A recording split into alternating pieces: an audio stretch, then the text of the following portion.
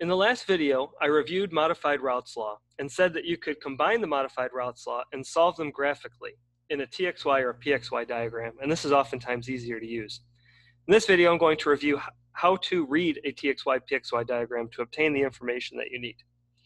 I'll be doing this example for the case of a Txy diagram, but a Pxy diagram is very similar with only a few key differences that I'll explain at the end.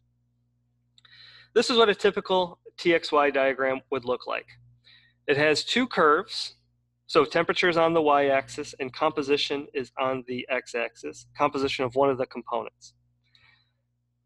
Above the phase envelope is the vapor region. And I don't memorize this, I just rationalize in my head. I think at higher temperatures, I'm more likely to be vapor. So as temperature goes up, I've got vapor. And at the lower temperatures, so below the phase equilibrium curve, is the liquid region. In between these curves is where I have phase equilibrium going on. So my blue curve here at the top is going to be my dew point curve.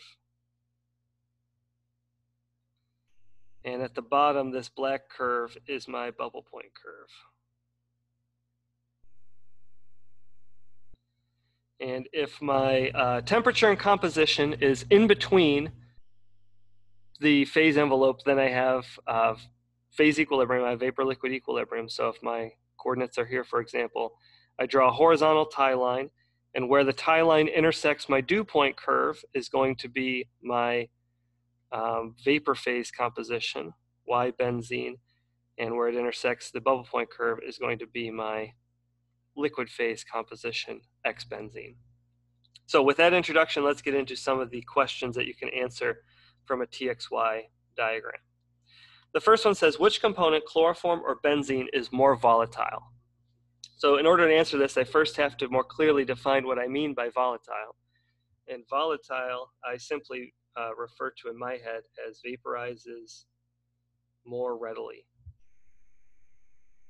So which one is easier to vaporize? One way that you can think about this is which one has the higher vapor pressure or the lower boiling point. So lower boiling point would mean that it vaporizes more readily because it doesn't require as high of a temperature in order to boil. And the boiling point information is visible on the Txy curve by looking at the pure components. In other words, all the way at the right of my Txy diagram, I've got the pure benzene boiling point.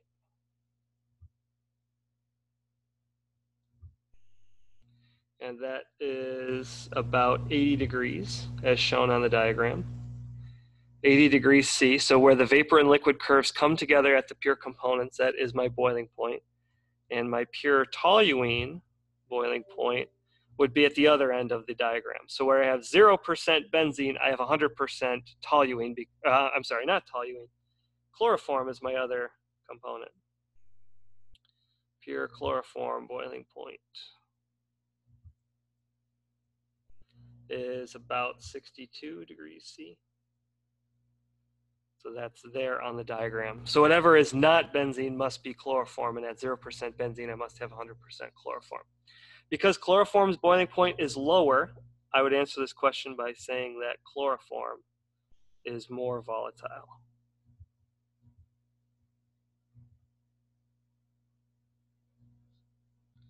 The next question says a mixture of 30% chloroform and the balanced benzene is at 1 atmosphere and 80 C. What fraction of the mixture is in the vapor phase? First thing I have to double check is that the given pressure matches the pressure for which I have the Txy diagram for. So for example, if this question asked 5 atmospheres and 80 C, I couldn't answer it because I needed another pressure. What fraction of the mixture is in the vapor phase? So first I have to find where my coordinates are. So 30% chloroform and the balanced benzene. My x-axis is written in terms of benzene, so I need to calculate what the balance is. So if 30% is chloroform, that means 70% must be benzene. So I find where I have 70% benzene, that's this tick mark, is at 80 degrees C. So I find 80 C, and my coordinates are there for 80 C and 70% benzene. This point is squarely in the vapor region. So at these conditions, I do not have vapor-liquid equilibrium, but rather I have one vapor phase. So what fraction of the mixture is in the vapor phase? 100% in the vapor phase, and I do not have equilibrium. no equilibrium.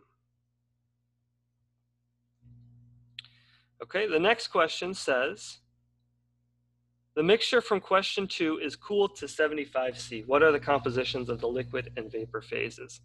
So I'm going to take my composition, my mixture here, and I'm going to cool it down. So just draw a line vertically downwards until I hit 75C. And now 75C and 70% benzene is indeed within the two-phase region. So I'm going to draw a tie line across, and I might have to zoom in a little bit to see it. Okay, that's better. Let me draw lines vertically downward. So again, I'm drawing a horizontal tie line at 75C, and wherever this tie line is intersecting, my dew point and my bubble point curves are going to be my composition. So the dew point curve gives me my vapor phase composition. I just like to remember it as whichever one is closer. That's what phase you're talking about. So the dew point curve is closest to the vapor region, therefore my Y is going to be closer to it. So Y benzene is 66%, let's say, 0.66, and X benzene is 0.78. I'll also mention here that the downside of using a graph like this is that you lose a little bit of precision. In other words, I read 0.78 there, you might read 0.79. That's going to be okay in this class because the class is not about reading curves precisely or reading graphs precisely. But I just want to point out to you that if you're doing this in real life engineering, you'd want to be a little bit more precise about how you go about getting these. But these are good for just general calculations and getting the concepts. What was my question here? My question is, what is the compositions of the liquid and vapor phases? I've just answered that question. So my vapor phase is going to be 66% benzene, 34% chloroform. My liquid phase is 78% benzene, 22% chloroform. Now, before I move on, I wanted to quickly address a way that I know that my answer to a previous question was correct. So in question 1, I said that chloroform was the more volatile component. How does my answer that I just got on the third question verify that? If I look at what my initial composition was of chloroform, I had 30% chloroform to start. And after I brought it to equilibrium, I've got 34% chloroform in the vapor phase. This is again suggesting that chloroform vaporizes more readily. In other words, the more volatile component will be enriched in the vapor phase. More volatile component is enriched in the vapor phase.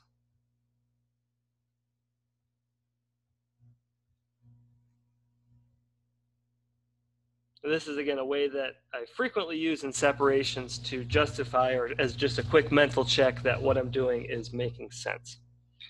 The next question says, what fraction of the overall mixture is in the liquid phase? This is very subtly a different question than what is the composition of the liquid phase. So this is, if I had this mixture contained in a cylinder or something, I'm looking at what percentage of the stuff is in the liquid phase. So in order to do this, I have to combine a material balance. So in order to do it, I'll first have to set a basis of 1 mole. 1 mole of total material, and I'll have to set up some material balances. So my overall material balance would be 1 mole must be equal to the number of moles in the vapor and liquid phases. So V I'm assigning as a variable to say the number of moles that are in the vapor phase, and L is a variable that is the number of moles that are in the liquid phase. So I'm trying to solve for L because that will tell me what fraction, or L over the basis, I guess, would be a more proper way to do it. But since I was clever about setting a basis equal to 1, then whatever L is going to be my fraction that is in the liquid phase. Now I can't solve this equation yet because it's one equation, but I have 2 unknowns, V and L. So I need to do a component, a more volatile component analysis, or I have to do another material balance. So let's do the benzene balance. And originally I had 70% of the original mixture was benzene. So I have 1 times 0.70 is equal to my mole fraction of benzene in the vapor phase. So whatever V is times 0.66, and then plus L times 0.78. So now I have a system of two equations, two unknowns, which I know how to solve. I'm going to substitute in for V and then solve for L. So if I rearrange this B equation in order to solve for V, I get V is equal to 0.70 minus 0.78 times L, all divided by 0.66. So I'm just, again, rearranging this B equation, solving for V, and then I'll plug this into my overall equation to get 1 is equal to 0.70 minus 0.78 L over 0.66 plus L.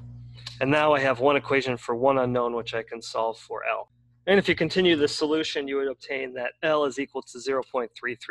So roughly 1/3 of the overall mixture would be in the liquid phase at this temperature and this pressure. The final question is, if I pressurize to 2 atmospheres, what are the compositions of the liquid and vapor phases? And I alluded to this earlier, that I can't answer because I don't have the appropriate TXY diagram. I don't have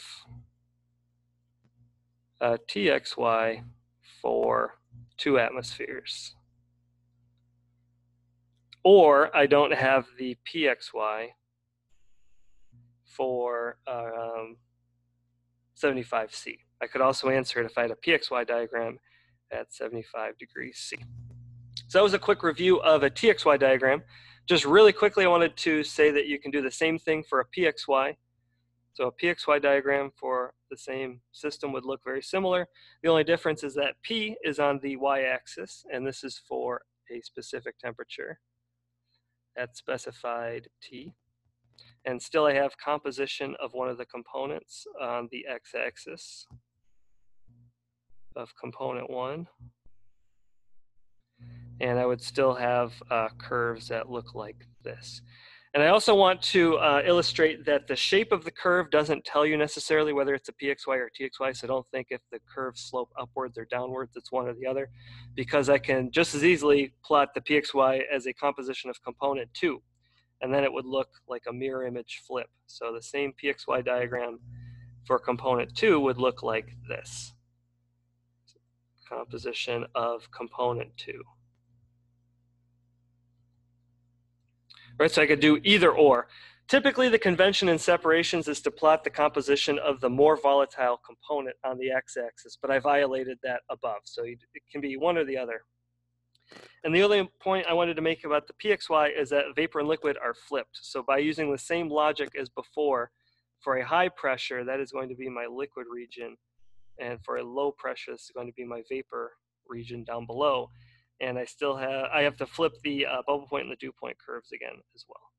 So dew point curve is now on the bottom, and bubble point curve is on the top. Once again, do not memorize this, just rationalize it in your head, just like I just did. High pressure, low temperature, that kind of thing. What is my system going to be at high pressure? That's going to be the liquid. All right, that's all for this video. In the last video for today, I'm going to show you how to draw one of these diagrams using Microsoft Excel.